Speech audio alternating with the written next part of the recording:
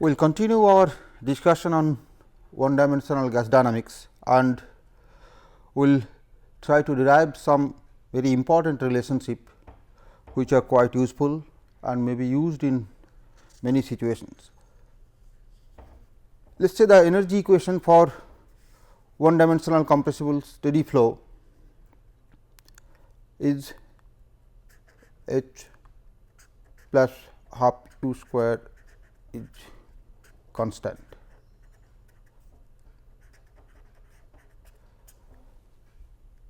If the gas is thermally and calorically perfect, the enthalpy can be written as Cpt, and the equation becomes Cpt plus half u square equal to constant, and this constant can be written as Cpt naught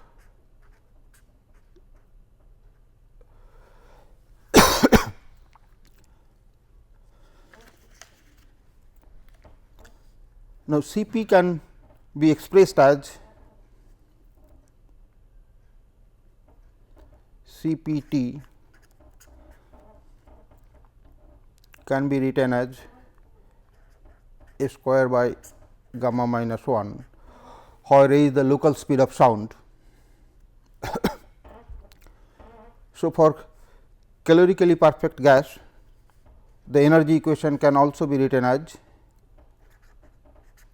a square by gamma minus 1 plus half u square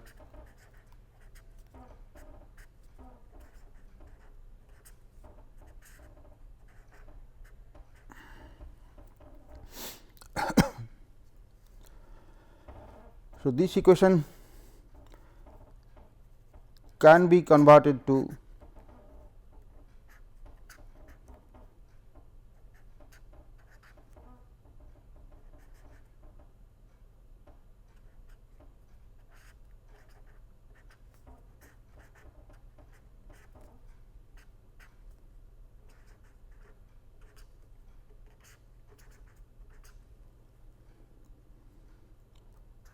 or A 0 square by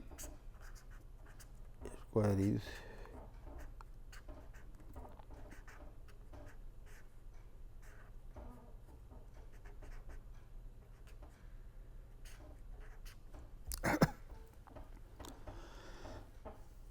where m is the local Mach number. Since A 0 square and by a square can be written as T 0 by T. So, this gives a relationship of the stagnation temperature, ratio of the stagnation temperature to local temperature in terms of local Mach number and specific gas ratio.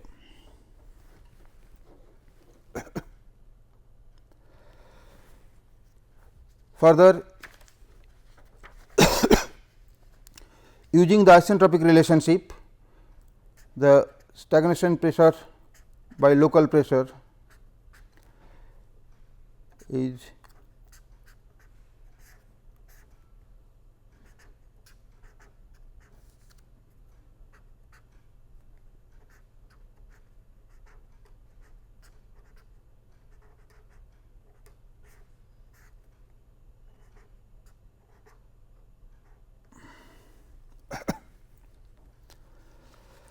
and similarly, the density can also be written as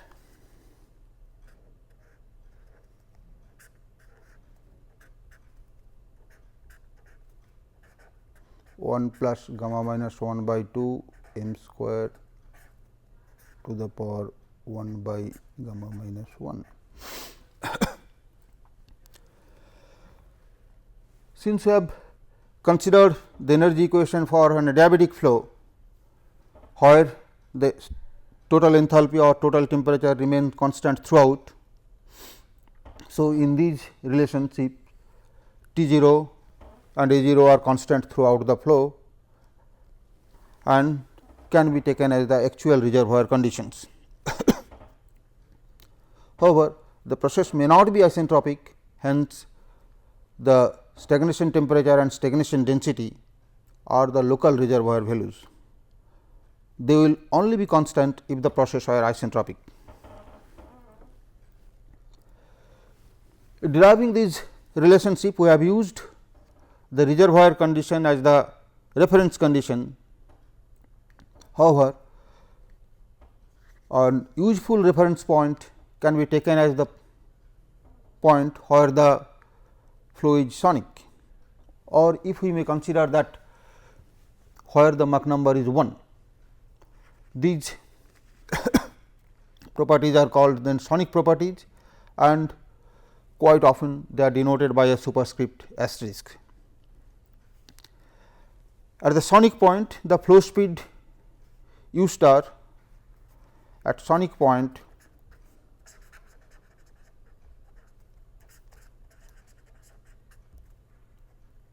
that is where m is 1, u star is same as a star, and the energy equation can be written as u square by 2 plus a square by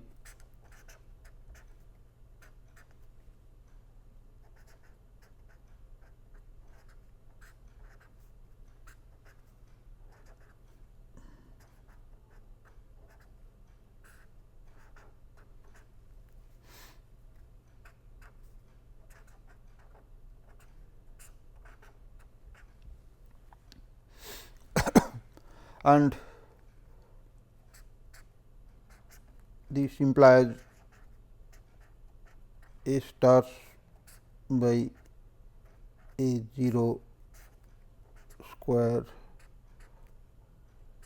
that is T star by T 0 is 2 by gamma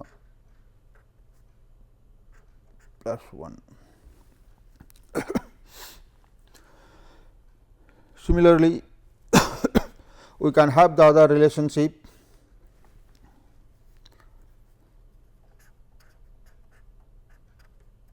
P star by P naught as 2 by gamma plus 1 to the power gamma by gamma minus 1, and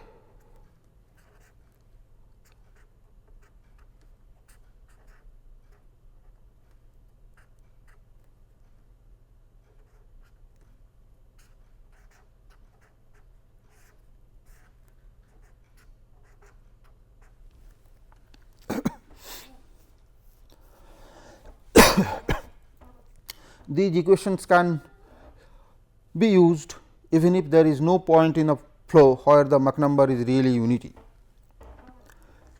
As in case of reservoir condition, that really a stagnation point may not be present in the flow, but the stagnation point always refers to a local condition, that if the flow at that point were brought to rest adiabatically for temperature or enthalpy and isentropically for pressure.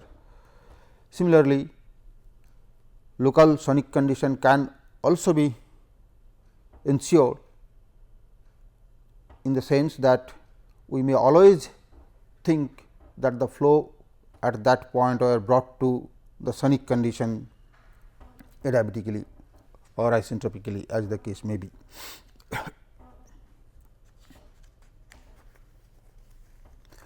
These ratios take a definite value if we have a fixed, if we have a known value for the specific gas ratio of gamma. For air, it is usually taken as 1.4, and consequently these relations, these values become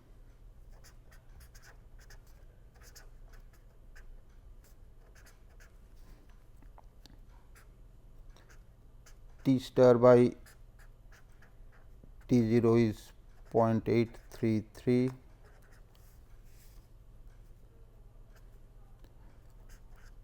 P star by P 0 is 0.528, and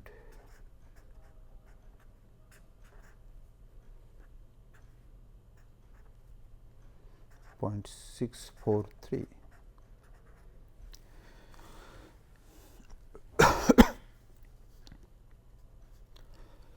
The speed ratio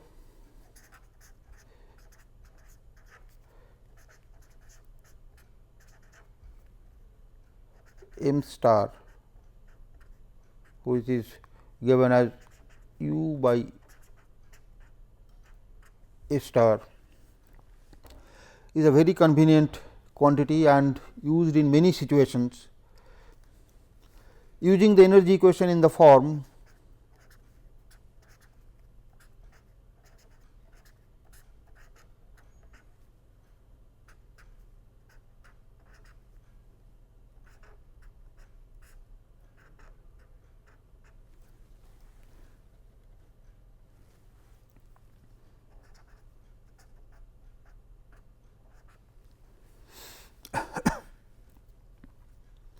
this equation can very easily be obtained by substituting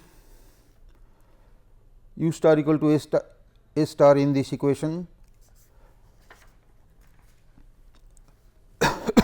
Now, this equation can be simplified to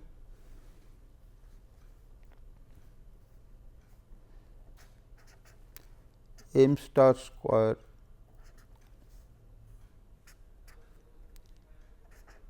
equal to gamma plus 1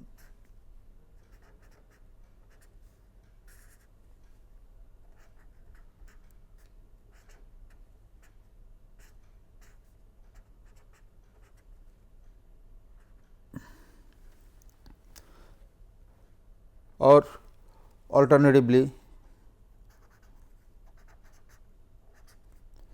m square equal to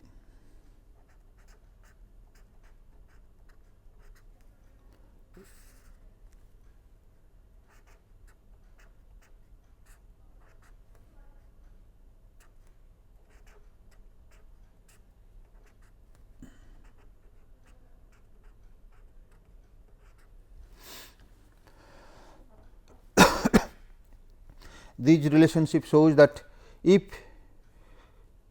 m is less than 1, m star is less than 1, if m is less than 1,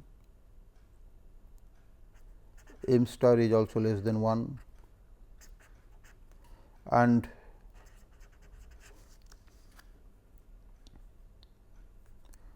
m star is greater than 1 if m is greater than 1.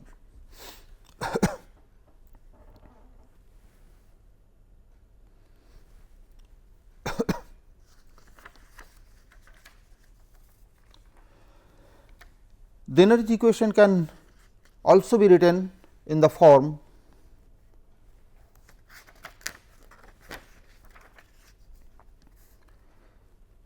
u square by 2 plus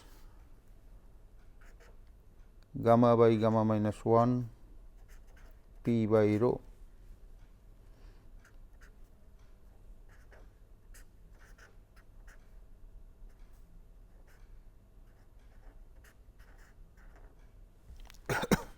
For a perfect gas.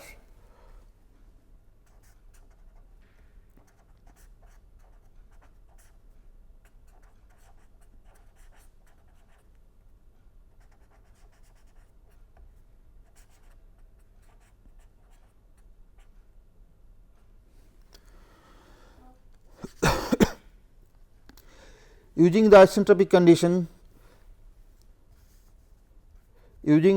condition p by rho to the power gamma,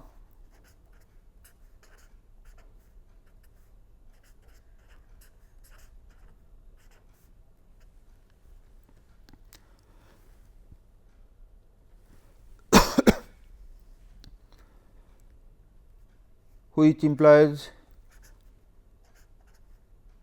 p by rho to be p 0 by rho 0 into p by P 0 to the power gamma minus 1 by gamma. So, the energy equation then becomes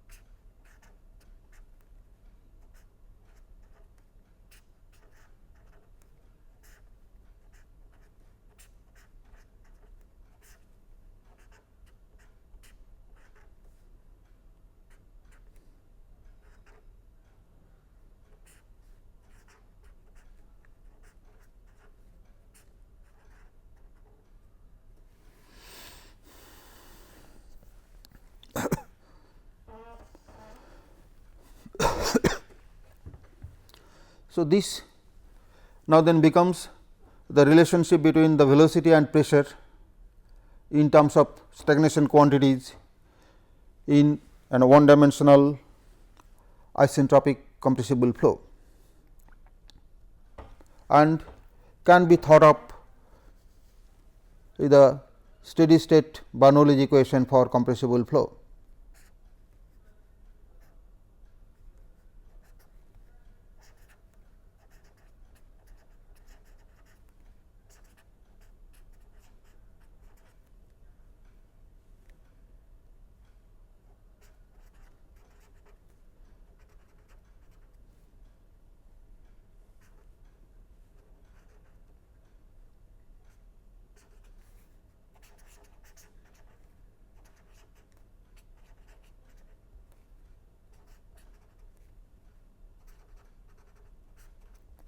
For compressible flow, that is that this now replace the conventional incompressible Bernoulli's equation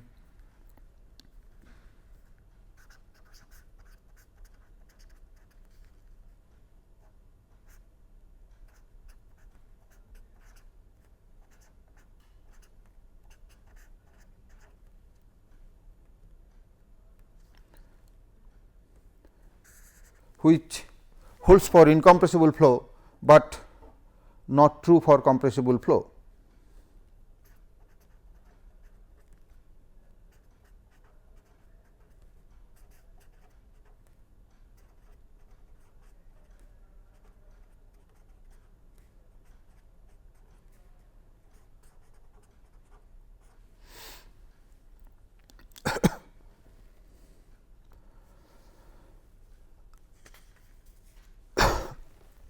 In a compressible flow, the dynamic pressure, that is half density times square of velocity, which is usually used to normalize pressure and forces, is not the difference between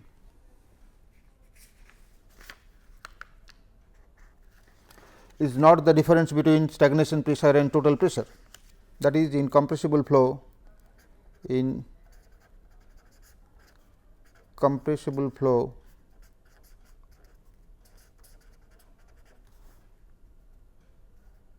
dynamic pressure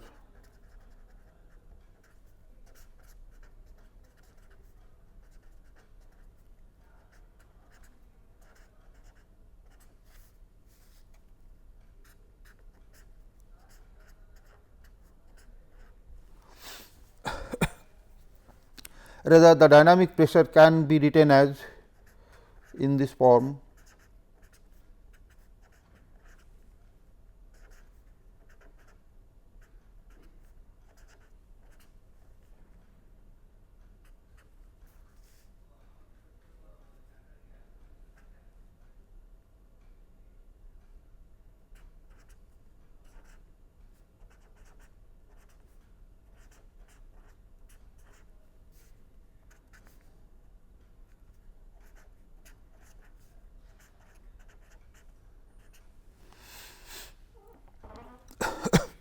and with this the pressure coefficient can be written as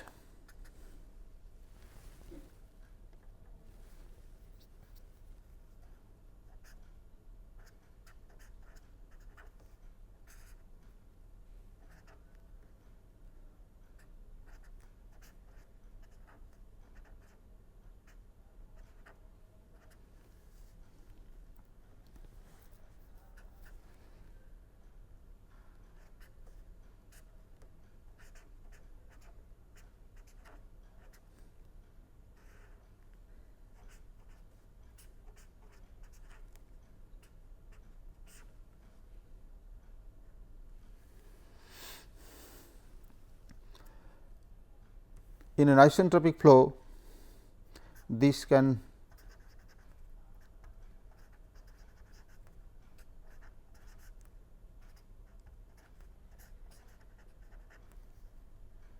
this becomes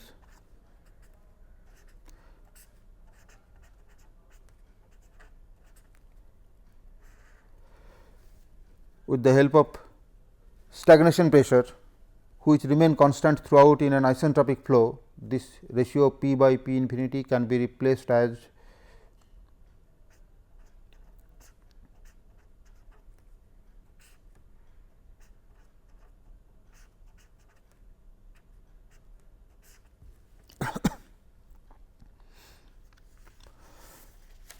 and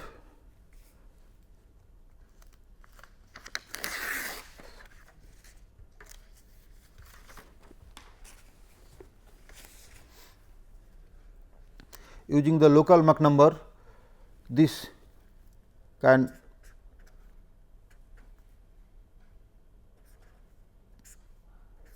further be written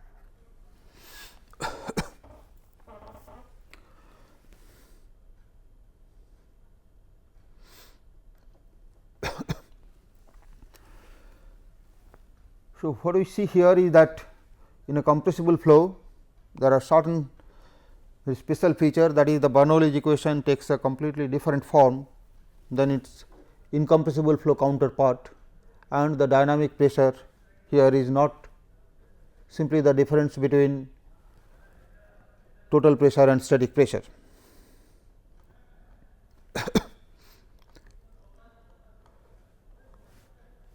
With these additional important relationship, which are mostly derived from the consideration of the energy equation, we will look to now a very important relationship in compressible flow, which is known as the area velocity relationship.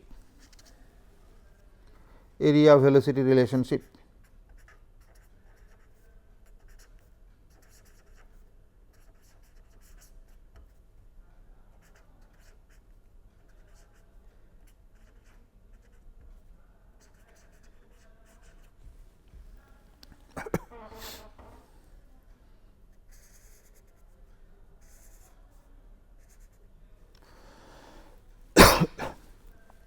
We know that in an incompressible flow, the conservation of volume flow rate gives us the direct relationship that flow velocity increases with the decrease in area, and the velocity is inversely proportional to the cross sectional area in a tube. However, in a compressible flow, the relationship becomes different because of change in density, and if we consider a steady adiabatic flow in a stream tube of varying area,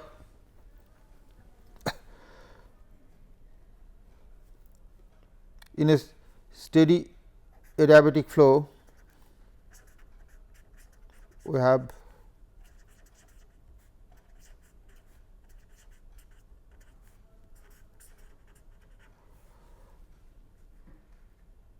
the continuity equation rho u a equal to constant. The mass flow rate is constant,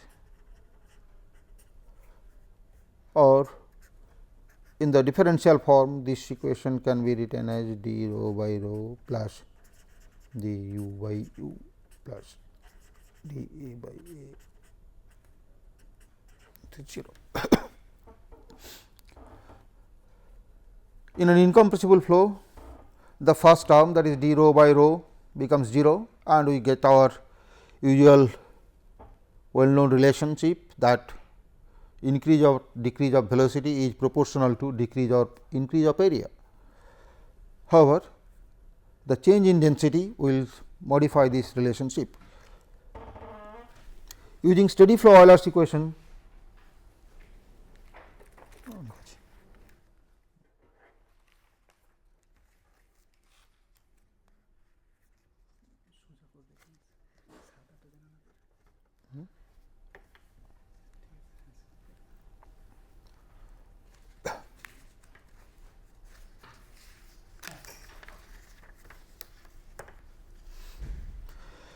using steady flow Euler's equation,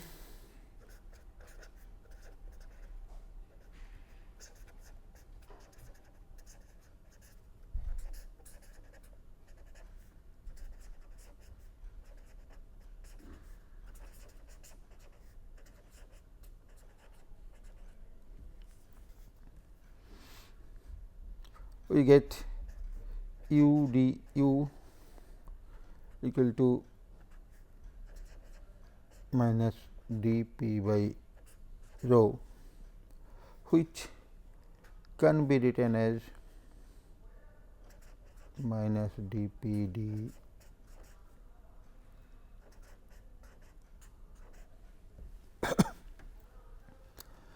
since the flow that we are considering, we have already assumed steady adiabatic and inviscid flow,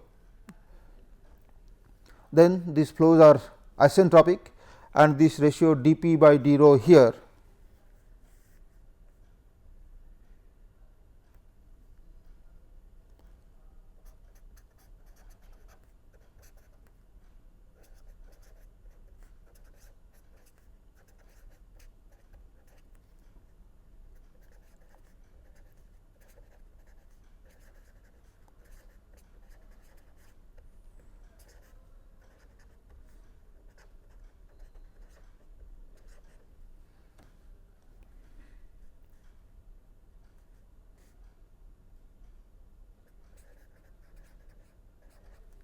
hence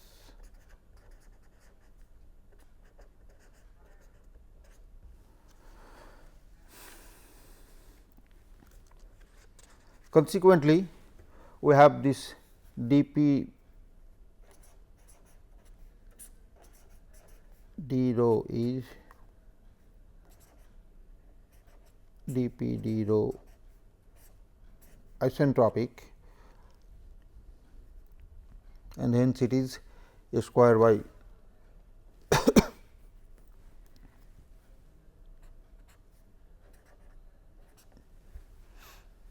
So, the Euler's equation now then become u d u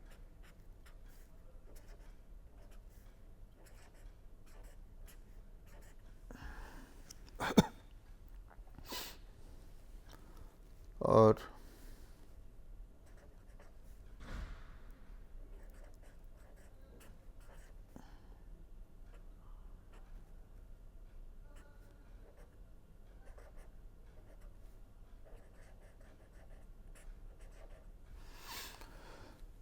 substituting this in the differential form of the continuity equation, we have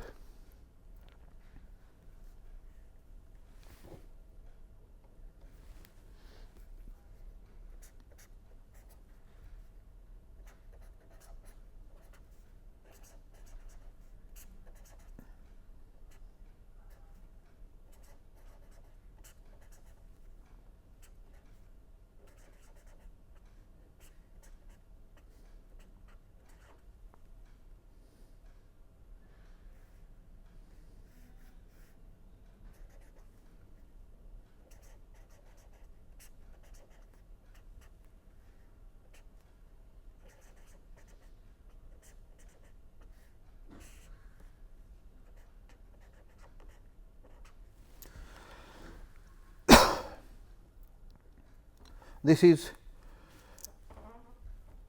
the area velocity relationship in a compressible flow.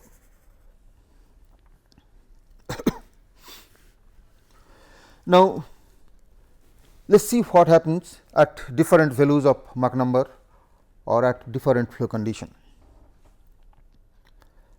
when the Mach number is 0, that is when the flow is incompressible, we have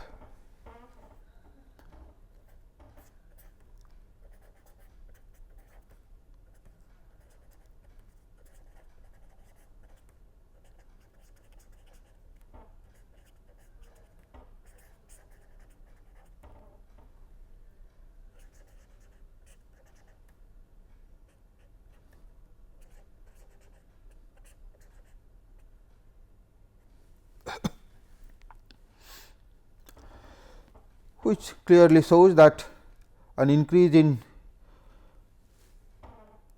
area gives a proportional decrease in velocity and a decrease in area gives a proportional increase in velocity, which is quite well known to us from our incompressible flows.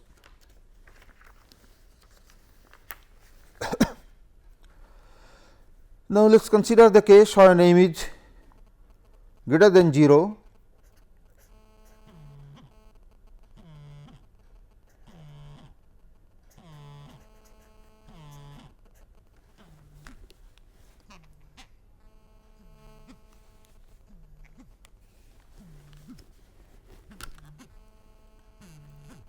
That is subsonic flow .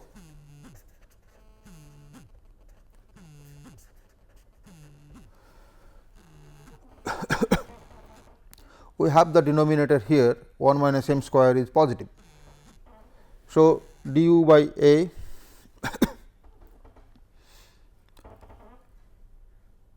is still proportional to minus dA by A. However, there is a constant at any particular subsonic Mach number. So, the relationship qualitatively remains the same as in incompressible flow, that is increase in area causes a decrease in velocity or decrease in area causes an increase in velocity. However, in this case, since the constant is not unity, rather a number more than unity, the effect on the velocity is relatively greater than in compressible flow. That is, the change in velocity occurs at a faster rate.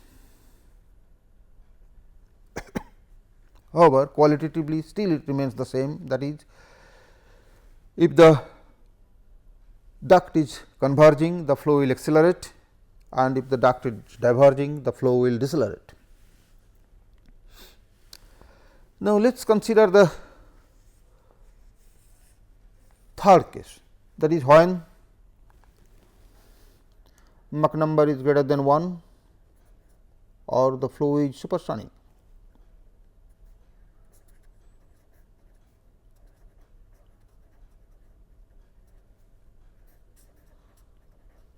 We now have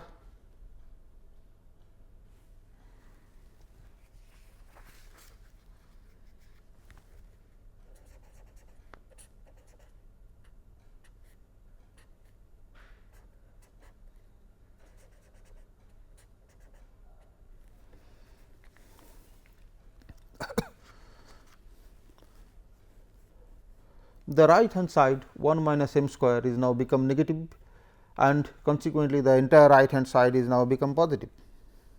So, in this case du by u is a positive constant, let us say k 2 .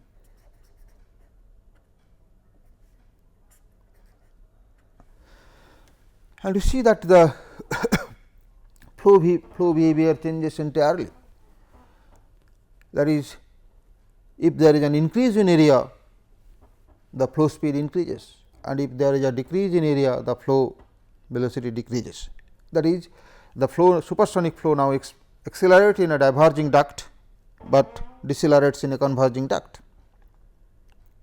which is completely opposite to that of incompressible flow.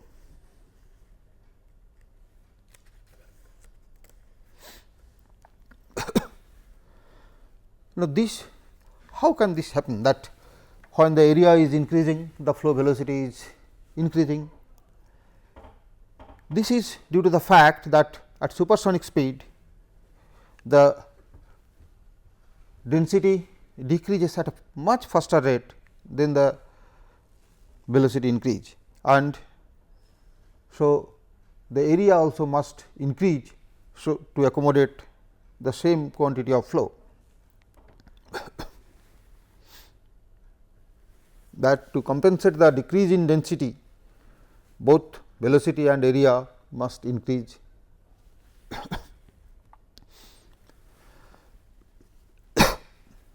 Now, let us consider the fourth case, that is when m is 1 at sonic condition.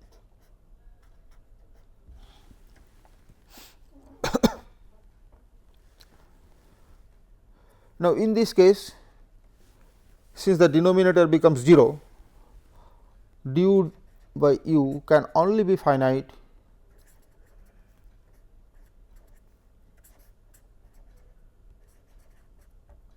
only if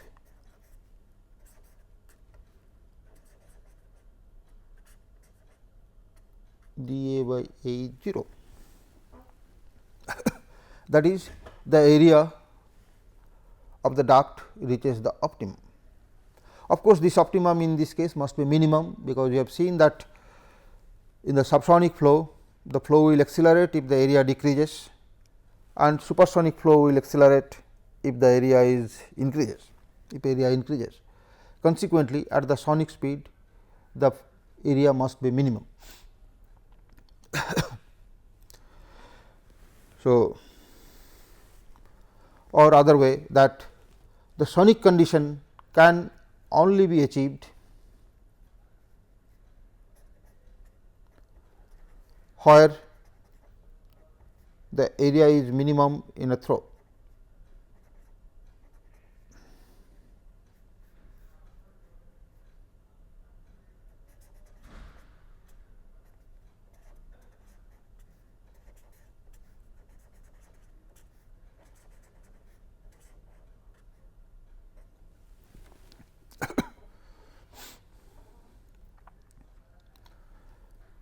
That is, if a flow accelerates from subsonic to supersonic, then the first part of the duct must be converging, where the subsonic flow will accelerate and will reach the sonic condition where the area is the minimum, and then the area must increase further, so that the supersonic flow can accelerate. So, a Mach number unity can only be achieved where the throat is. However, it does not automatically imply that if there is a throat in a duct, the Mach number there will always be unity. That of course depends on the pressure or the prevailing conditions at the downstream and upstream.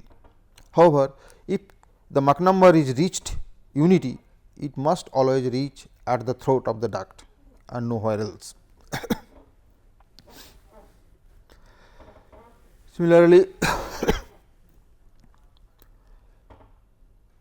we can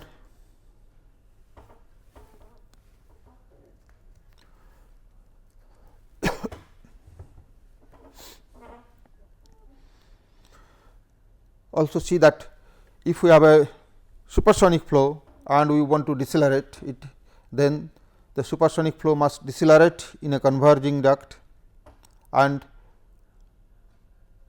reach the sonic condition at the throat, and we will again further decelerate in a diverging duct. So, a converging diverging duct is essential if we want to accelerate a subsonic flow to a supersonic flow, or we want to decelerate a supersonic flow to a subsonic flow, of course isentropically.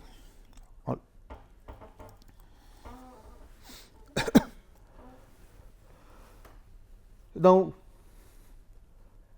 before we go to another topic, let us say that revise some of these things that we have already discussed today. We have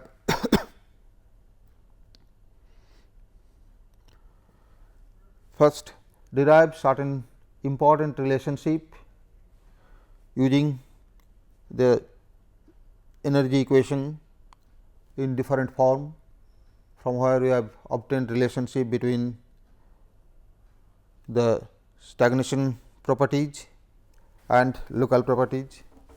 Also obtain the properties of at the sonic condition. Most often we have considered only perfect gases. However, for other type of gases, these relations can be obtained, provided we know the equation of state explicitly, so that we can express the enthalpy in terms of temperature and other parameters.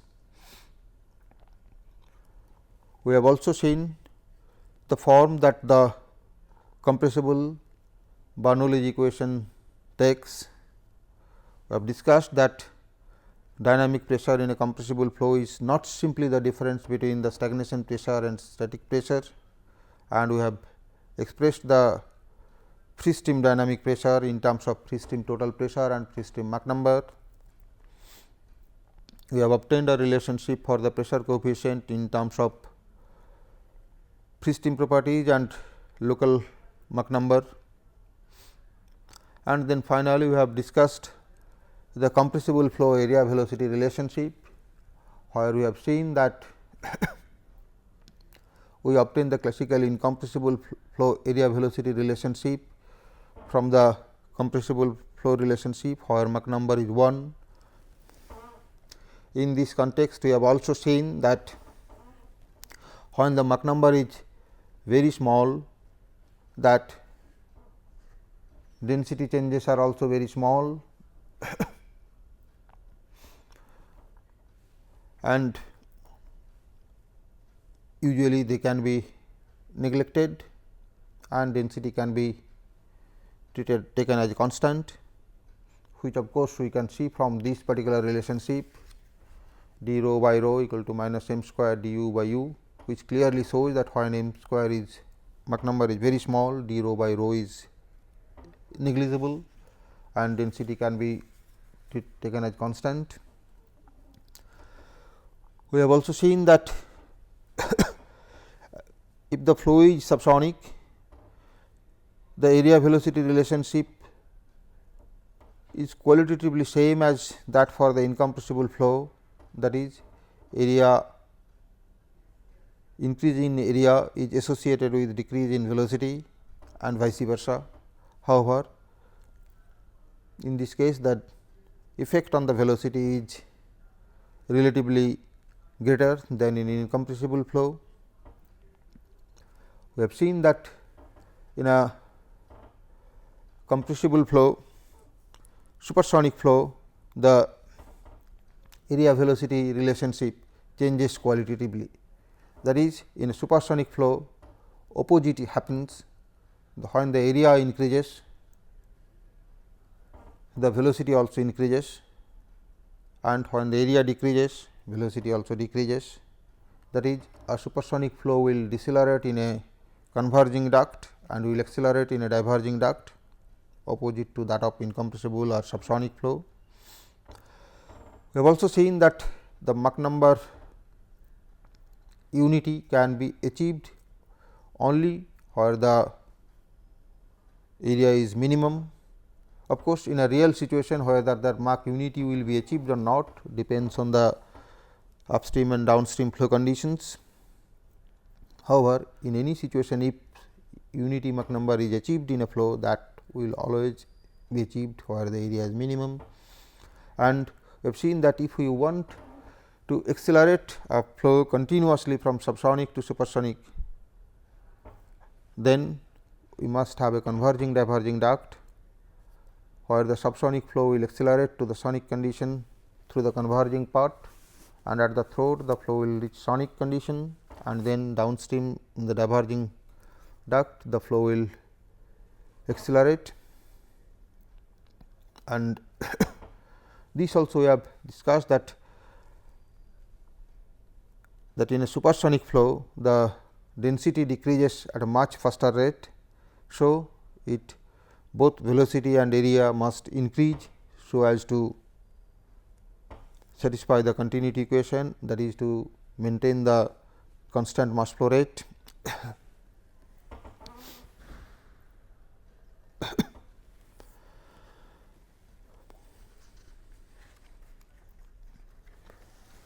We should also point out one particular fact, that when the Mach number is very close to 1, then the denominator in the area velocity relationship 1 minus m square is very close to 0, and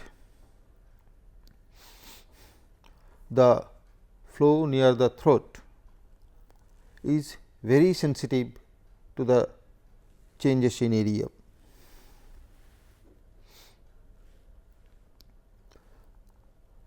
With this, we will now consider some specific flow problems in one dimensional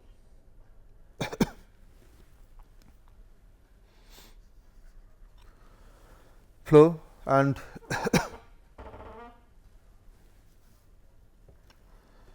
the first case that we will consider is flow through a constant area duct.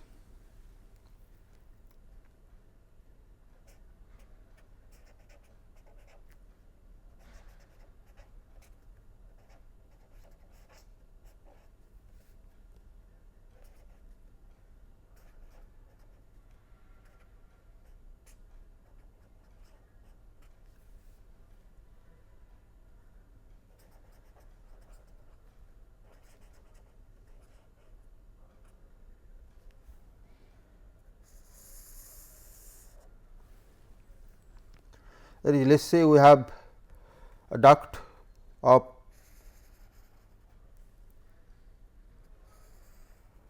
constant cross section. Let us consider two stations in that, 1 and 2.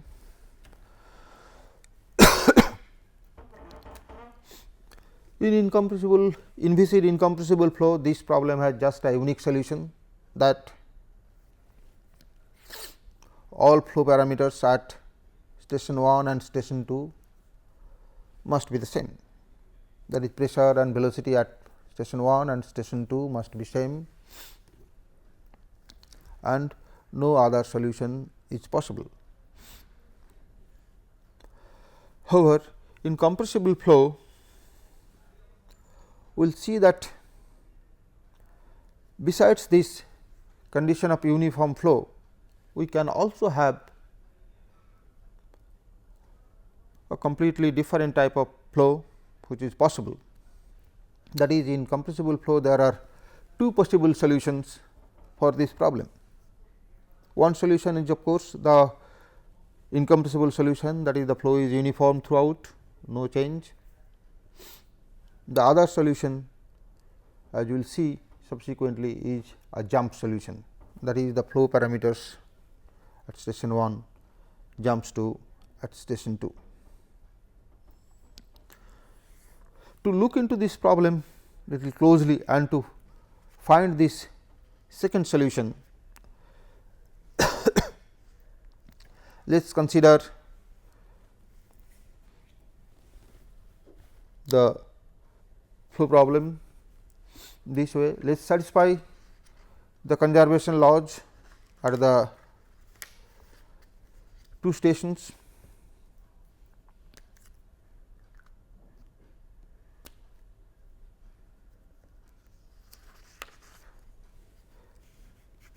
Let us say the properties at station 1 are denoted by subscript 1 and those at station 2 are denoted by subscript 2.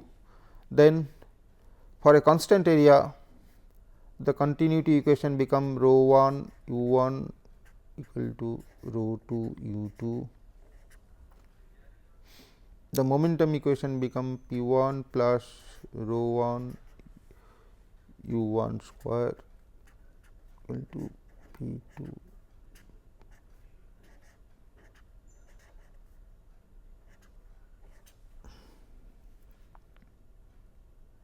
And the energy equation become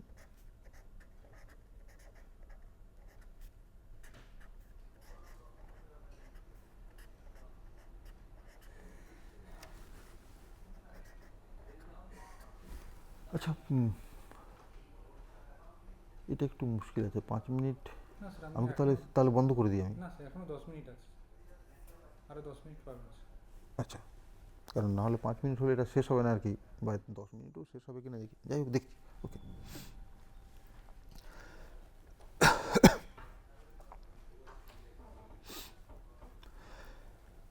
now if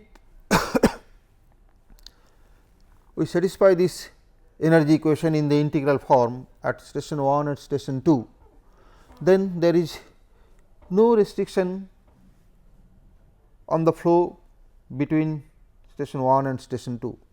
That is, we may have some region of non equilibrium between station 1 and station 2. However, only requirement is that flow conditions at station 1 and station 2 must be at equilibrium, and the equations in integral form apply. So, that means, in this case we have the possibility that between station 1 and station 2 there might be a region of non uniform non equilibrium, that is where the flow is not reversible or can be non isentropic. That there might be a region of non isentropic flow between 1 and 2. However, at region 1 and region 2 the flow is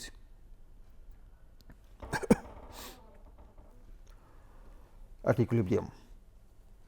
However, there is again further no restriction on the size of these non equilibrium or this dissipative region, as long as the station 1 and station 2 or the reference stations are outside it. This non equilibrium region may be idealized to be a very thin, extremely thin region or almost a line, and the station 1 and station 2 can be thought of as the two sides of the line, and then the solution is jump across a thin line, and this is usually then is called, this discontinuity is called a shock wave. Of course, a real fluid cannot have an actual discontinuity, and this is just an idealization of the very high gradients that actually occur in a very thin region of shock wave.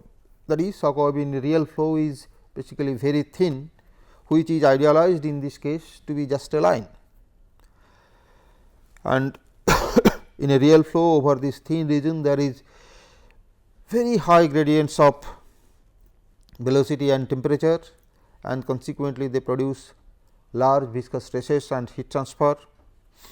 However, it is restricted within the shock, and that is over that very thin region, and in this case, in the idealized case, within that line and outside that line the flow conditions remain equilibrium, and our conservation laws in this form are applicable.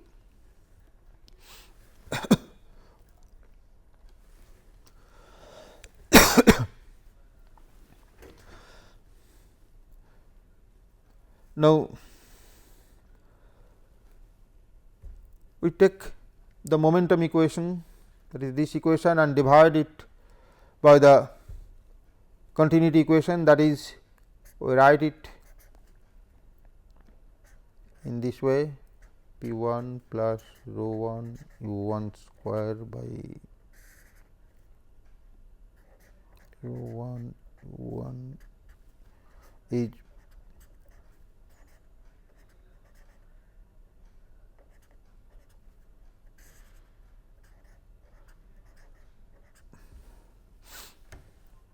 that is, we divide the left hand side of the momentum equation by the left hand side of the continuity equation, and the right hand side of the momentum equation by the right hand side of the continuity equation. This gives us u 1 minus u 2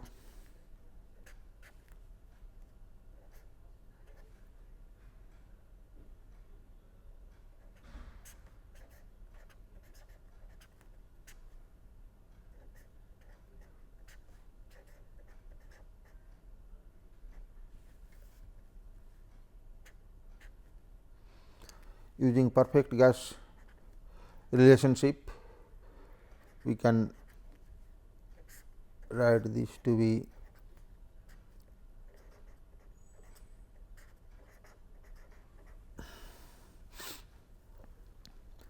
now using the energy equation, a perfect gas,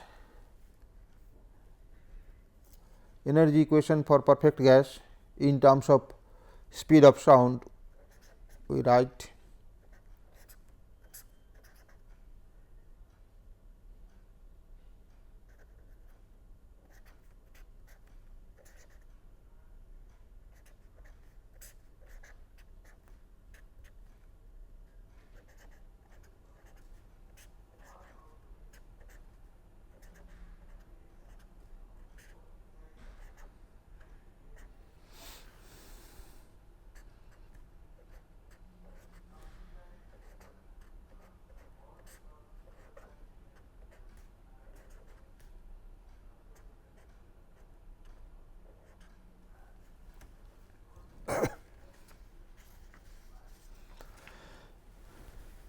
this equation. Now, we can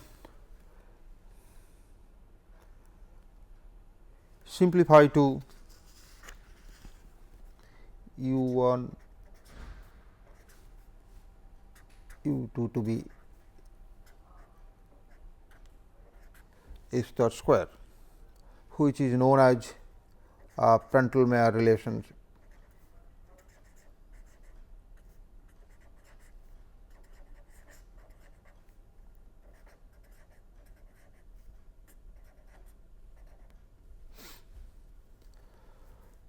We also can express this relationship in terms of speed ratio, which gives m to star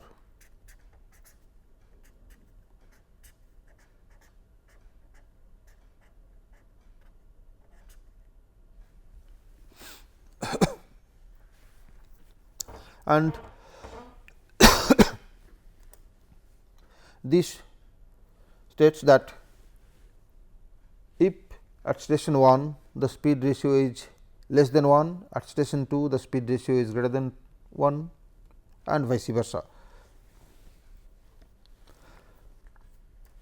That is, now we have earlier seen that the speed ratio is less than 1 if the flow speed is subsonic, and if the flow speed is supersonic, the speed ratio is greater than 1. So, it shows here that if station 1 is subsonic, then the stations 2 become supersonic, or alternatively if station 1 is supersonic, the station 2 is become subsonic.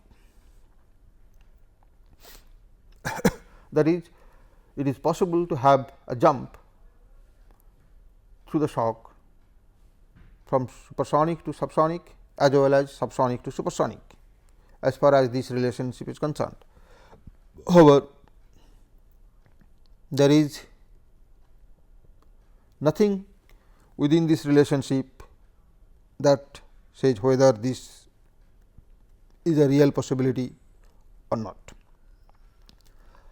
From the physical ground, of course, we can anticipate that perhaps the accelerating jump is not possible, and increase in velocity is quite unlikely if there is some dissipative processes in action. That is, through a dissipative region the flow velocity is not likely to increase, rather it is likely to decrease. So, physically we can say that subsonic to supersonic jump is perhaps not possible, while supersonic to subsonic jump is quite possible. However, this will further see clearly considering the second law of thermodynamics, which ensures the possibility of a physical process. We will see whether this is really possible or not subsequently. However, to continue further,